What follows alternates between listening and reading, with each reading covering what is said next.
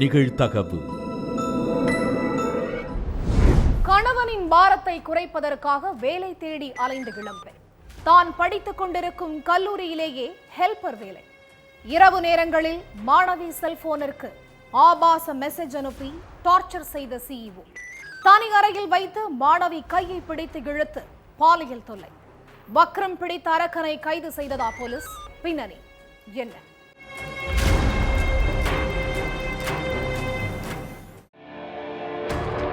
வழக்கம் போல வேலையை முடிச்சுட்டு நைட்டு 8 மணிக்கு வீட்டுக்கு வந்திருக்காரு இளைஞர்.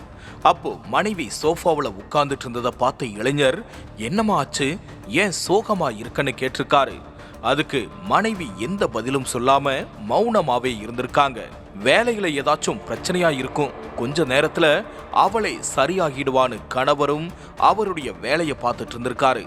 அப்போ இளம் பெண் திடீர்னு சத்தம் போட்டு அழுதுருக்காங்க. மனைவி அழுததை பார்த்து பதறின கணவர் அவங்க பக்கத்துல உட்கார்ந்து என்ன ஏதுன்னு தோண்டி துருவி விசாரிச்சிருக்காங்க. அப்போ மனைவி சொன்ன ஒவ்வொன்னும் இளைஞரை பதற வச்சிருக்குது.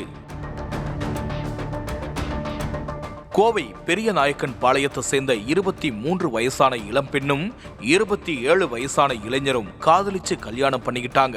பெற்றோர் எதிர்ப்பையும் மீறி கல்யாணம் பண்ணிக்கிட்ட 2 பேரும் வாடகைக்கு வீடு எடுத்து வாழ்க்கைய வாழ்ந்துட்டு இருந்திருக்காங்க.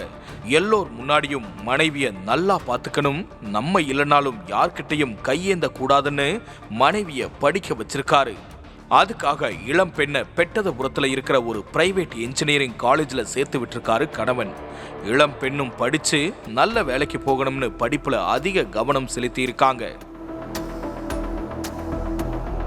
மனைவியை படிக்க வைக்கிறதுக்காக இரவு பகல்னு பார்க்காம வேர்வை சிந்தி அதுல வர காசுல குடும்பத்தையும் நடத்தி மனைவிக்கு காலேஜ் ஃபீஸும் கட்டிட்டு இருந்திருக்காரு. கணவன் கஷ்டப்படுறத பார்த்து கண் கலங்கி போன இளம்பெண் நம்மளும் ஏதாச்சும் ஹெல்ப் பண்ணலாம்னு முடிவு பண்ணியிருக்காங்க.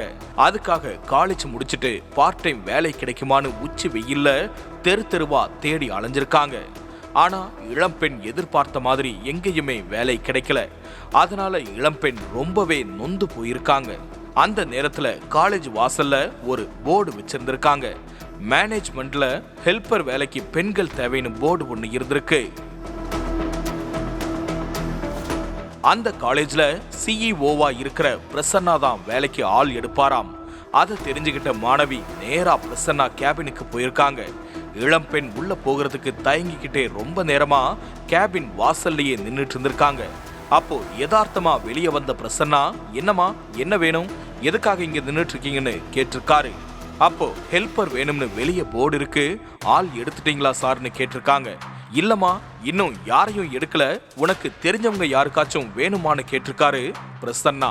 எனக்கு இந்த வேலையை கொடுங்க சார், நான் காலேஜ் முடிச்சுட்டு அதுக்கப்புறம் வேலையை பார்த்து கொடுக்கறேன்னு சொல்லியிருக்காங்க.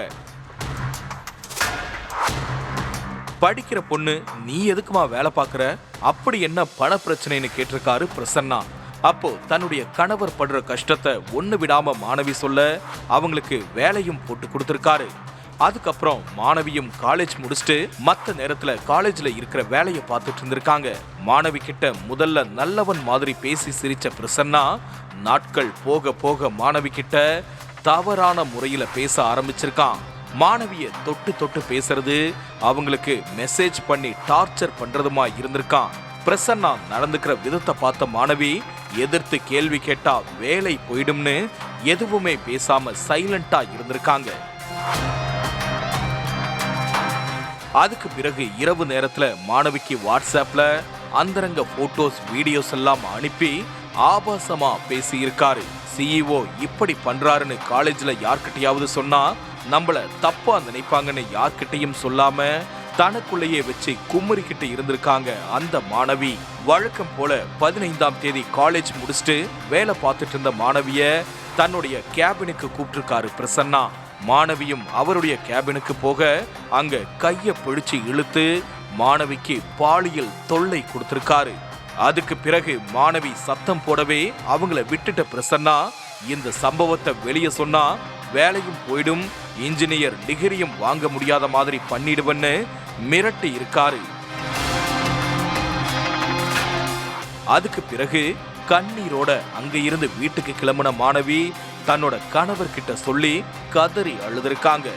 உடனே மனைவி சொன்னதை வச்சு பெரியநாயக்கன் பாளையம் அனைத்து மகளிர் காவல் நிலையத்துல கணவன் புகார் கொடுத்திருக்காரு.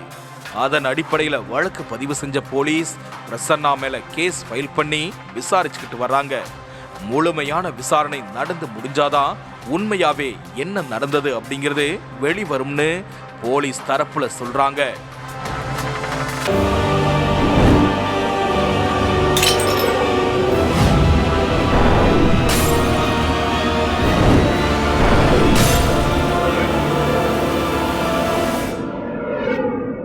நிகழ்தகவு